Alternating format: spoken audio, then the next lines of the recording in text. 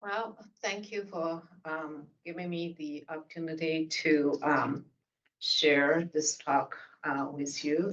I hope it's an interesting talk. Um, in um, in our Tanahan Buddhist tradition, we talk a lot about being, interbeing.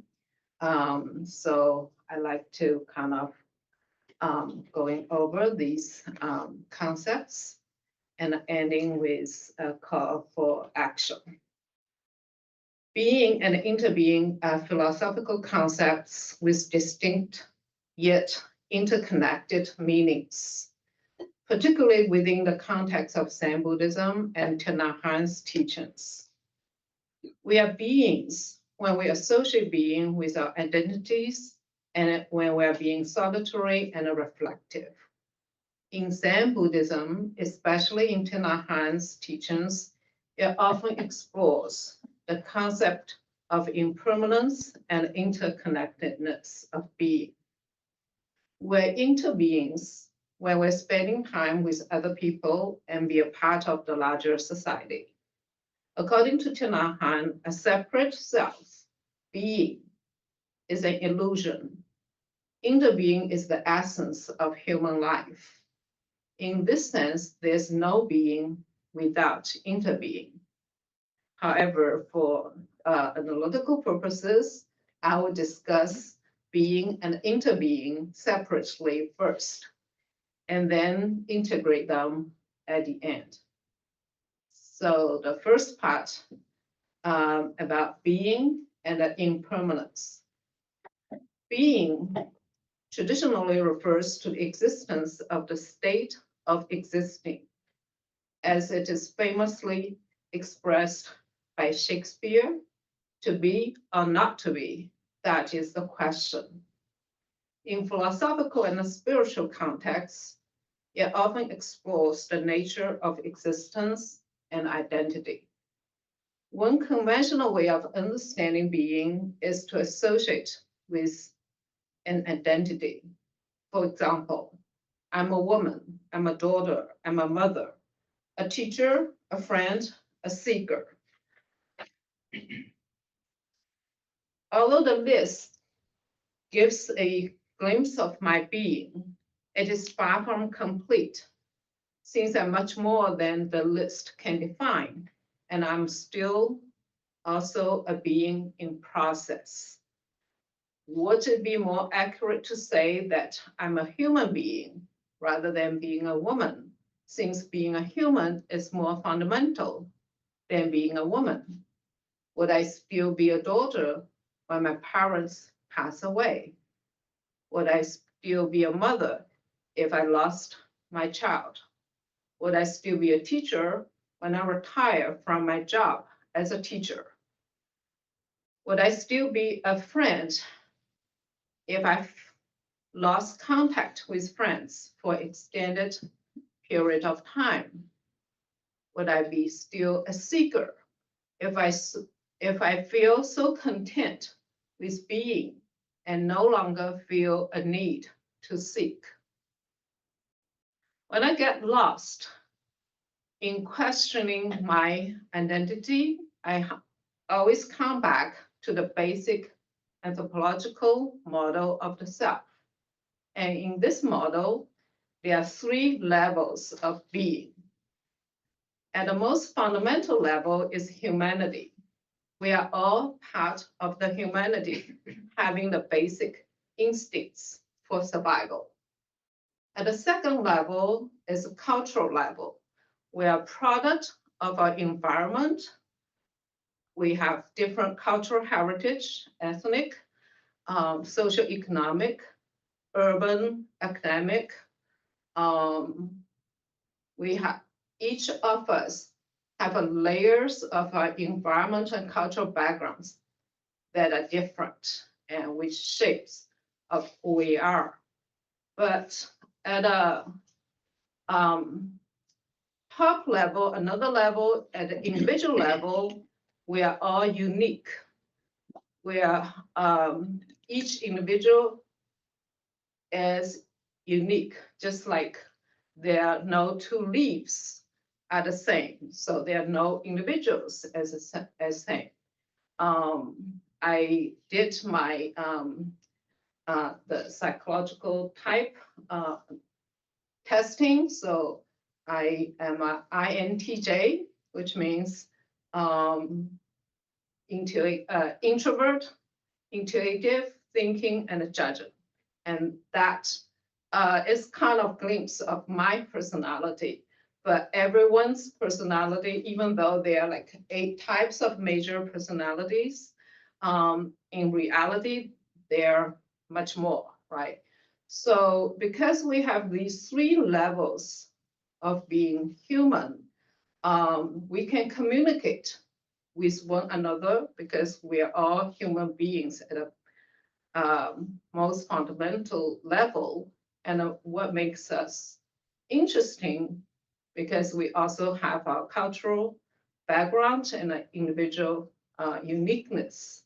And these kind of a whole package of being.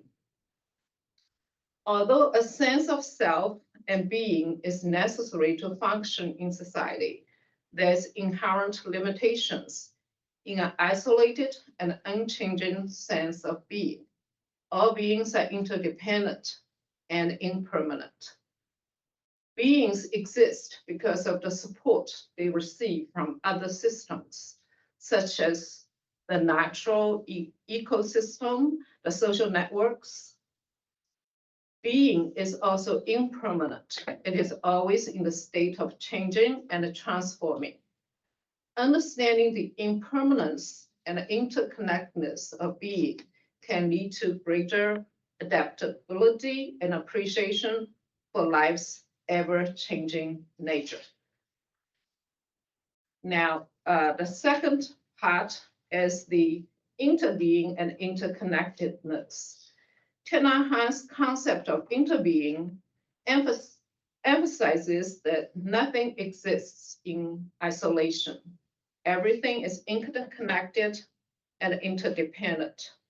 This idea challenges the notion of a separate, independent self or being. Interbeing suggests that we inter are with everything else. For example, a flower isn't just a flower. It's composed of non-flower elements like sunshine, soil, and rain. Similarly, a human being is made of both tangible and intangible elements, including their ancestors, experiences, and environment.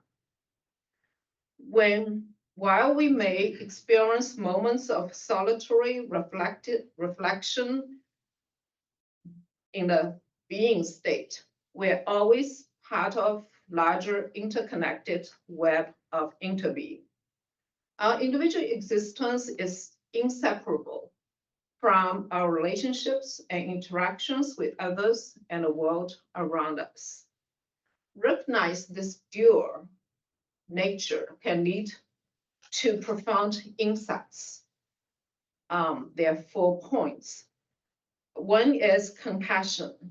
Understanding interbeing fosters compassion as we realize that others' well-being is intimately connected to our own. 2, environmental awareness. Interbeing highlights our interconnectedness with nature, encouraging more sustainable and mindful living. 3, overcoming suffering. By recognizing the impermanence of our identities and our interconnectedness with all beings, we can reduce attachments and alleviate sufferings. 4, mindfulness. The practice of mindfulness helps us experience interbeing directly, leading to deeper understanding of our own true nature. So my last section is to call for outreach. Since our individual existence is inseparable from our relationships and interactions with others, I'd like to take this opportunity to call for help in our effort to form an outreach committee at Dallas Meditation Center. Our vision is to promote what DMC has to offer while promoting mindfulness and inclusivity to a larger community. Once we have a committee, we will decide collaboratively what we want to do on an annual basis. Now, you have an opportunity to volunteer and serve either on an executive committee, that's a committee that decides what outreach activities to be initiated, or just to be a volunteer member on the committee mailing list, participating in community outreach activities whenever you're available. The outreach committee will provide another opportunity for us to practice interbeing while providing a valuable service to the DMC and the community at large. I have a clipboard to pass around. So far, the committee has only 2 people, and I always say we have to have at least 3 people on the committee, then we can start to plan for outreach. And this is also an answer to the call by Nick. I think he's online, that he challenged us to have an outreach committee. Some time ago, we have talked about it, but have never really have got it of a start. So we have some time for questions, answers, and pass around the sign up sheet. We can, we have 10, 15 minutes. We can either form a small group, like 5 people, to have a discussion, or we can just have one big group. I have 3 guided questions. You can go beyond it. First question is about being question in terms of who am I? Who am I as a being?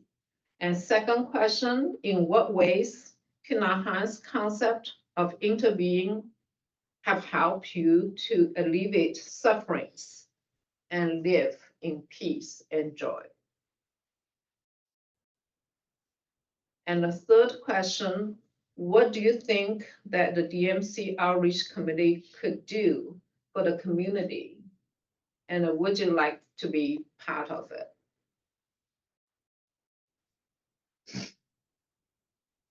Do you prefer to be in a small group? Why don't we stay in the big group? As a big group? Yeah. And so just for sharing, please bow in. Feel free to answer any of the questions that Jen proposed, or another question or a comment, an aspect of your practice, or anything you'd like to share. And then when you're finished, please bow out.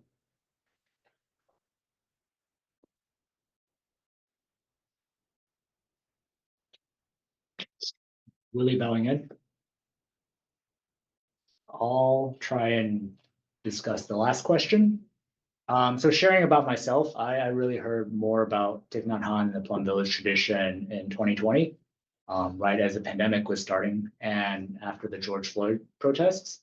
I think my friends and I, we were trying to discuss these issues of racism and poverty in the US. And especially also the just a lot of the attacks people had from different sides on each other. And I think in researching those topics, Thich Nhat Hanh and his videos kept coming up around mindfulness, about understanding, about how do you disagree with somebody. And I think for me, that's how I really got into this tradition. And also why it has motivated me to stick with it, because I think there is a strong potential within this tradition to address social problems. And so I think, what can the DMC Outreach Committee do? I honestly think that meditating, whether it's walking or sitting in public, and showing what meditation does and what that energy of peace and calmness can do, or showing it in the world, I think it's already a signal. It doesn't have to be in the center. I think that's one idea that I want to throw out there, is just meditating as a group in public spaces, really bowing out.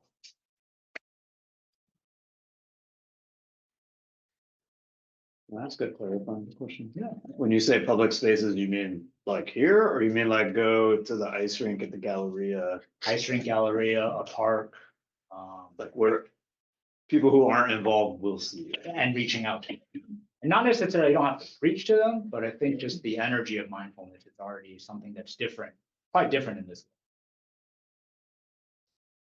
So the outreach committee, we kind of talk about it, has two purposes. One purpose is to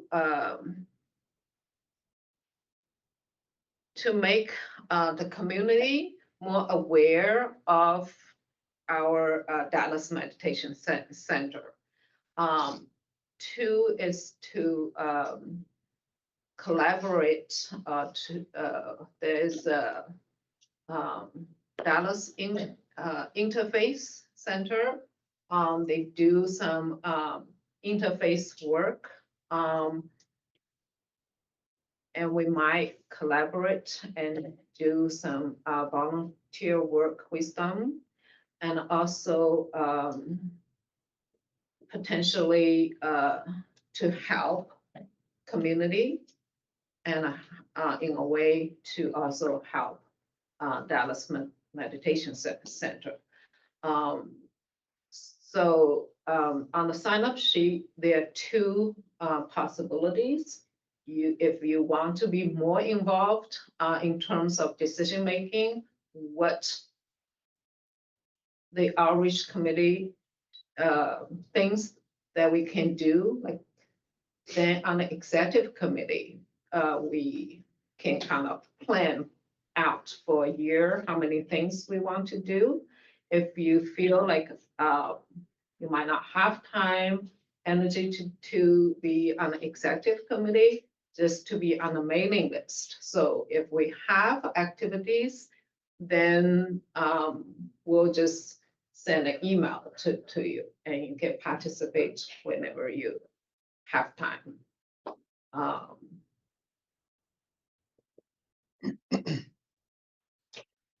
For you, in. I have a follow-up question, because you touched on something that I would really be interested in. I'm trying to be mindful of how much I take on, like, all at once, but I would love to participate, like, just whenever I can, like, kind of dropping in. So I would love to be on that mailing list. Should I put my name down then? Yeah, I think the list has two sections. One is executive, another is volunteer, and you can just kind of specify. But I think executive committee is more fun, because you actually can help to shape the things that we can do. And as a committee, we need like at least 3 people, right? 5. So we can kind of discuss and plan for the things to do. I'm thinking, like, if we have 3 people on the committee, we'll just do 3 things a year. So one person will be only responsible for one thing. if with 5 people, maybe we plan for 5 things to do. I think we all feel being meditation mindfulness is a practice not only benefit us and probably can benefit more people, but and also our compassion should take a outward kind of action to make it visible, not only in a small environment, but maybe it's spread to a larger community. I think Nick's had his hand up for a while. Hi, Nick. Yes, so thank you, Jian, for your talk. I appreciated this, especially the idea of the outreach committee and its connection to Interbeing. I would love to be, I'm obviously not local, I'm in Illinois, so I would love to be maybe a part of the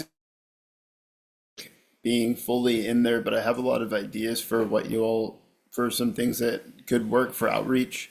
I think making some t-shirts as you go out there and do the mindful sitting, mindful walking, maybe doing some mindful walking like in a public place like Clyde Warren Park or White Rock Lake, and some mindful sitting as well could be useful to spread the word. And yeah, I would just love to get involved. I have a lot of ideas that could be beneficial for you all to put into use, and I'm really happy to see this committee forming. So thank you for your talk and for putting this out there.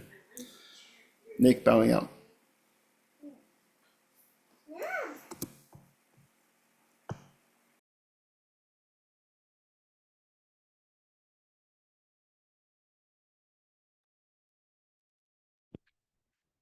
Doing any good deeds.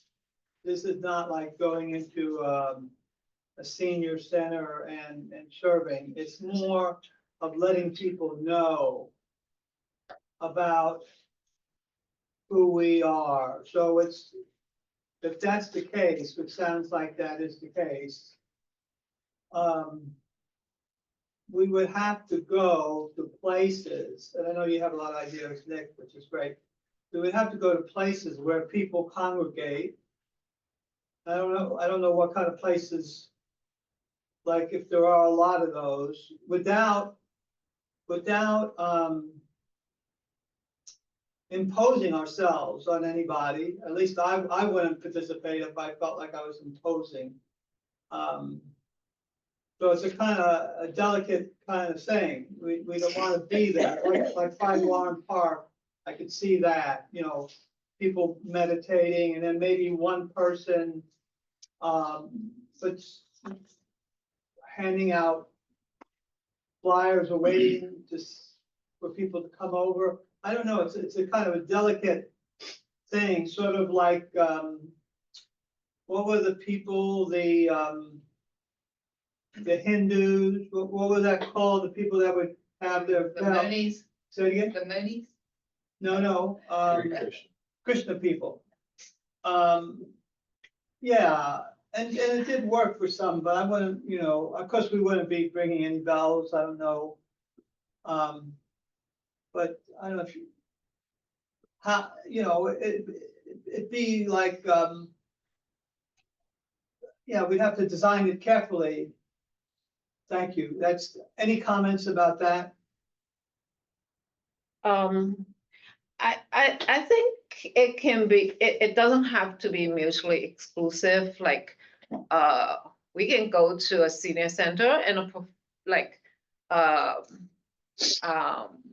of course you have to, consult with the administration if we provide free kind of mindful training, even bring food, like do good deeds. And then when you do good deeds,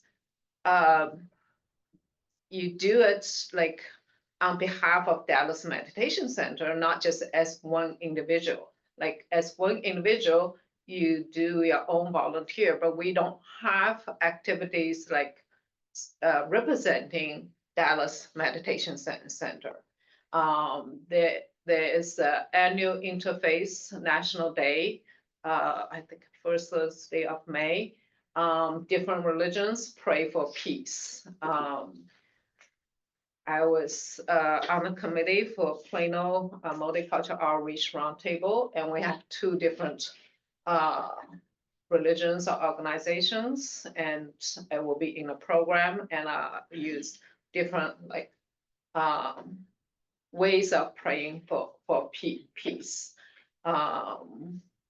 Food bank, we can wear our t-shirts, and I think last time like Corey did, Jian and Corey, they collaborate with, we had tea, music, and a painting, and it's also open to public. That's kind of welcoming spring. So we had people from outside came to participate. So thinking like we did the spring, we can have like welcome the fall, like different seasons, even like activities here, and we can have activities like International Festival Day, celebrate different cultures, music, food, something fun, either at a center or use a restaurant like we did one time at May Dragon Restaurant. Things can be something kind of fun and cultural. Potentially some activities can be fundraising effort. Some activities just doing a service for the community. Corey Ballingman. I'd like to say something on this. So, you know, many of us come to this practice on a path of wellness for our own selves. And in our culture today, it's very easy for that to become quite transactional. And the spirit of our tradition is Dana is an important part of the spiritual path. So we are not fully entering into our own Buddha nature without this concept of giving back.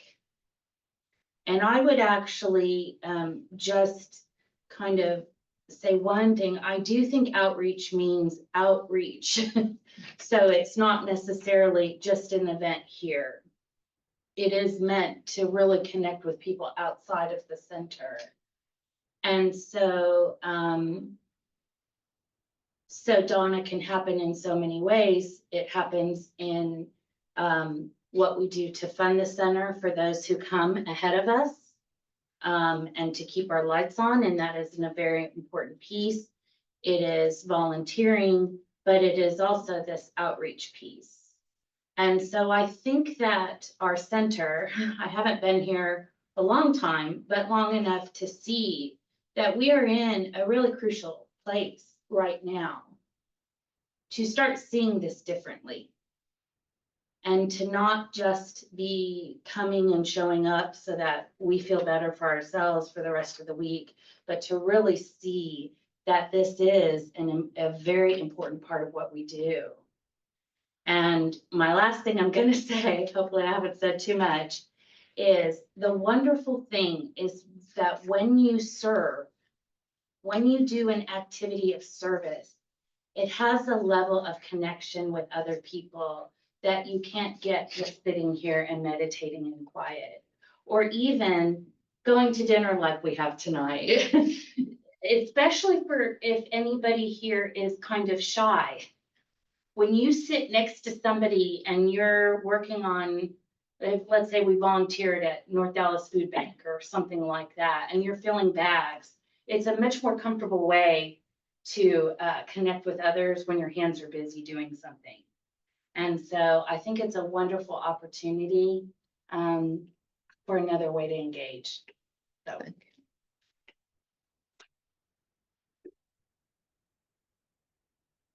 Jian bowing in.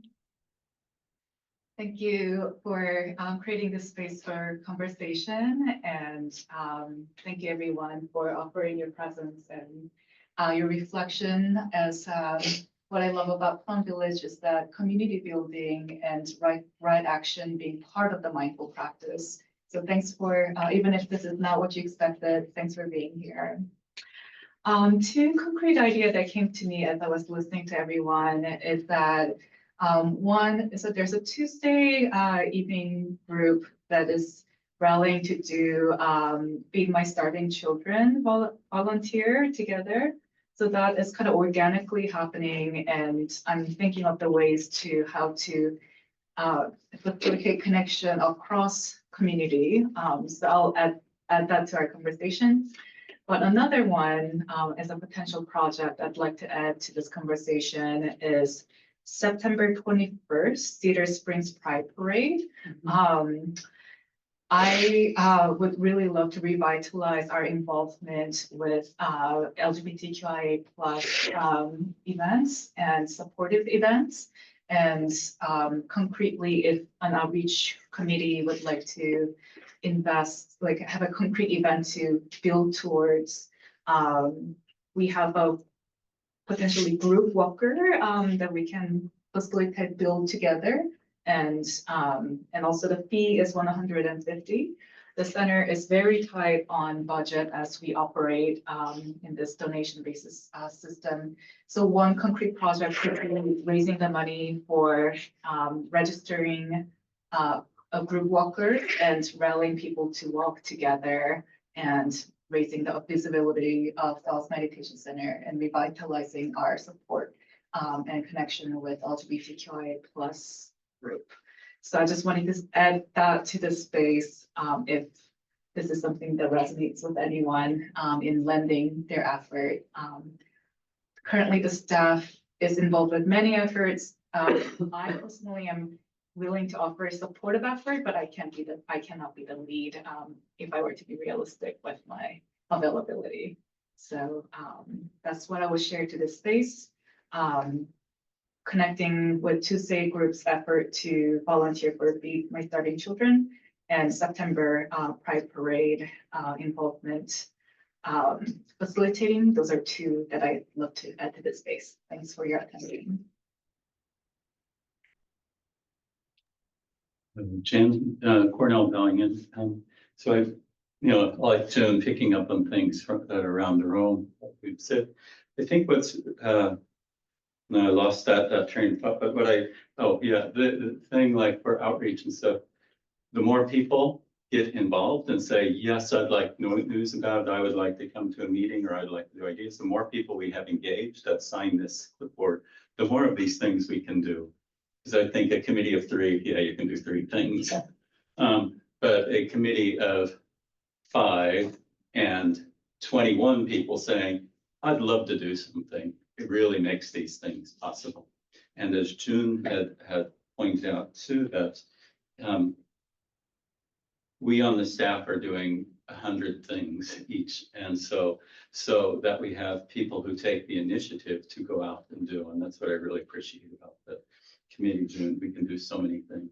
And then lastly, I'll add just 2 things, and Willie had reminded me of that.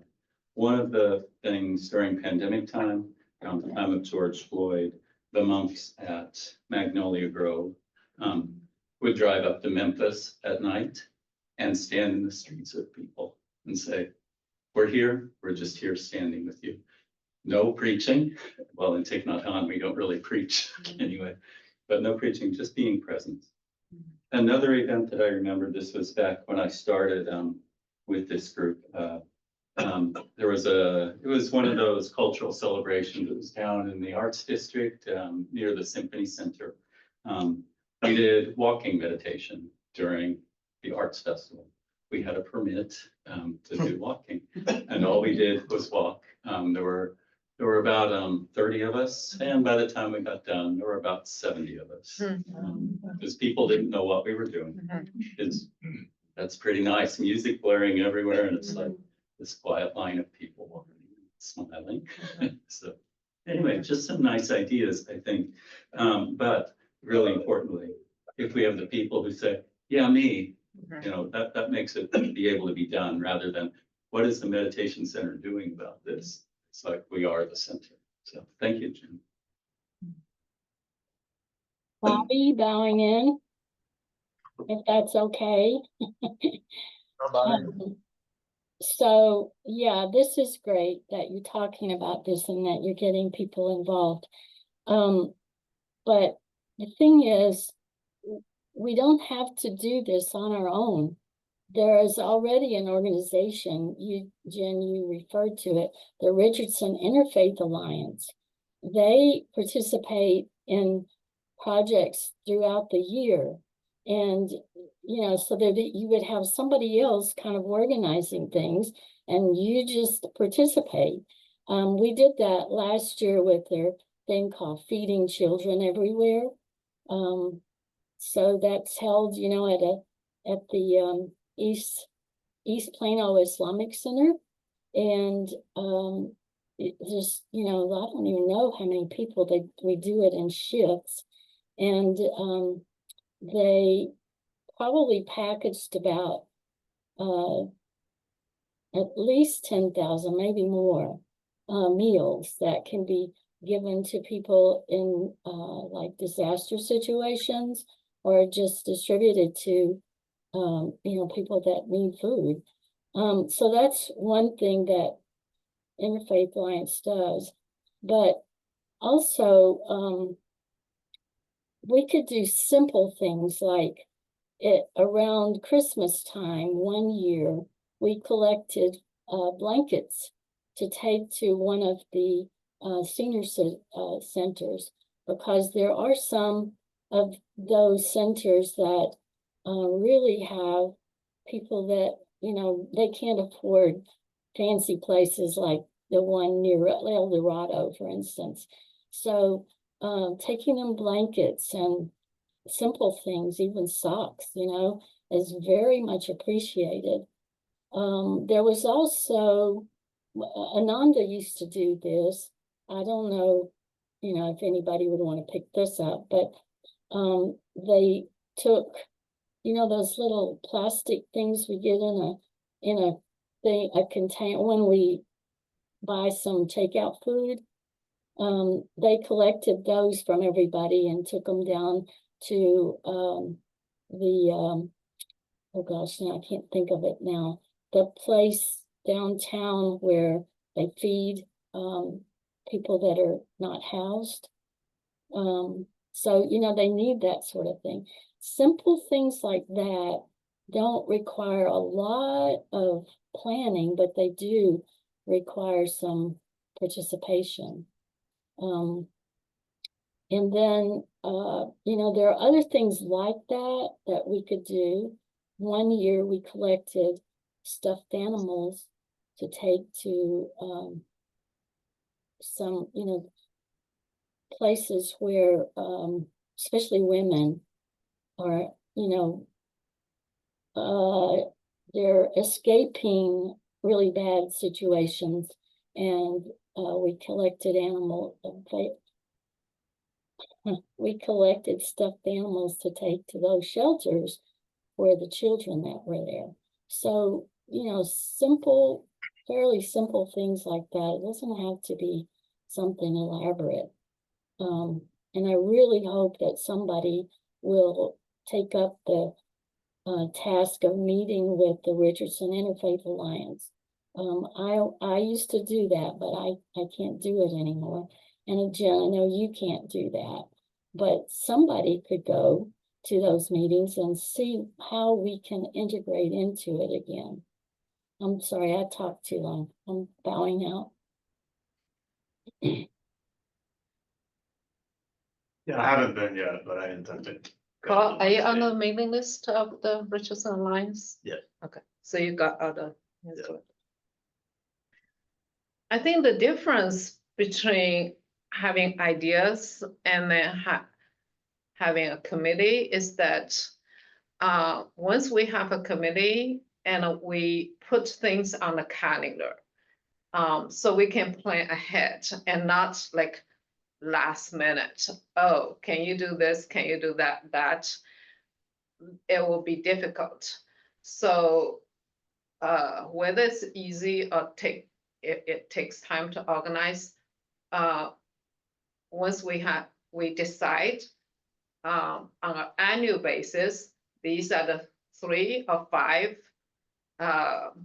10 things we will do. We put on the mailing list, and then we can sign volunteers. We have like ideas, but we don't have a action plan that make known to people. If we, so the difference between the kind of, it's all volunteer, but it's like, if you're willing to be on the executive committee, doesn't mean we have to meet every month, every week. It just means that decisions have to be made on paper. I'm willing to be on. Paul, now we have 2 people. We need at least 1 more, 2 more people. And then we can decide and put on a calendar. And then we can kind of get things rolling. And it will be a tradition, not just like this year. Maybe we start a new tradition of every year we do this. We might expand or we might drop, but it's a good practice, both for us as individuals, and also opportunities to get to know each other and working on meaningful projects, and helping Dallas Meditation Center and helping the community. So it's win-win situation. We just need to kind of put the ideas on paper and then start to do things on a more regular basis. So we have a few more minutes left for sharing. Maybe we can go back to one of the questions.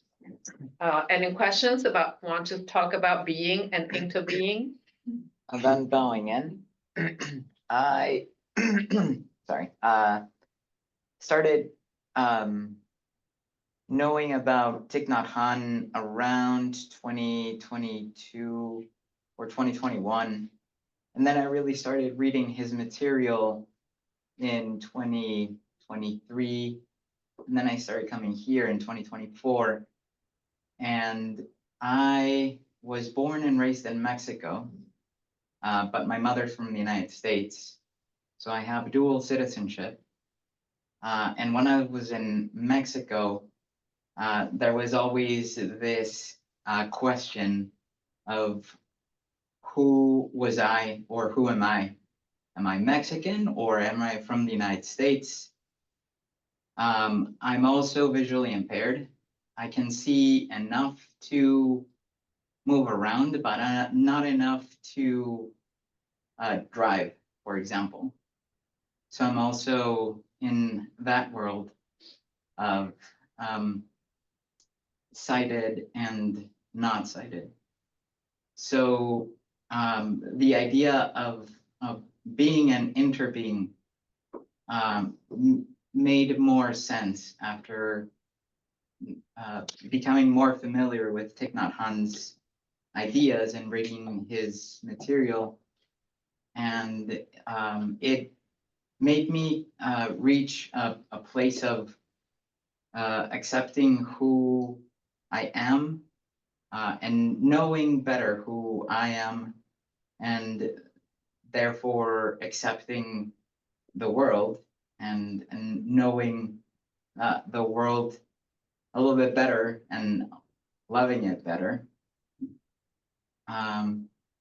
And as far as reaching out, right now I'm currently starting a meditation time at work with my coworkers for 15 minutes. It's still in a very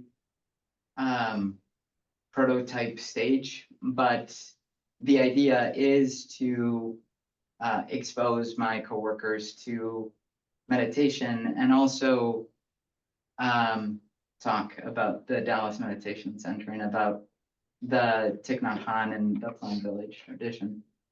So that's what I'm doing currently, then bowing out. Thank you.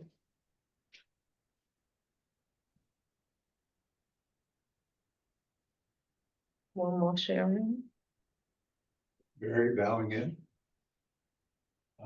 This is only my third time to be at the center, but it's always been an experience of such a welcome and graciousness, so thank you. From the topic of interbeing and the practical kind of experience of that, I came just this morning from another community that is just being introduced to contemplative practices in their own tradition. And I have been engaged in those practices for years, and only in 2020 became more connected with the Plum Village tradition. But it occurs to me that there's such a hunger, even an unknown hunger, I think, for mindfulness practices and meditation, that there is such an opportunity that I think you're seeing, not just to connect perhaps with interfaith, but also perhaps particular faith communities. That, again, I think there is a hunger there, and they may not even realize the kind of practices, the deep practices that could be brought in and sort of tap into their wellspring from their own tradition. Interfaith, many interfaith dialogues throughout the community and in Dallas between Abrahamic traditions, but it'd be wonderful to see Christian, Buddhist kind of connections with individual communities. That could ever be a seed that could be watered. I think that could be very powerful, very valuable. Thank you for your listening and participating. I'll try to. Okay, let's go to announcements. Are we still recording? Yeah. And We'll put that discussion part out. it's fine. We can just stop it. It's at the top. It's probably hiding behind the view disconnect button at the top center. Yeah.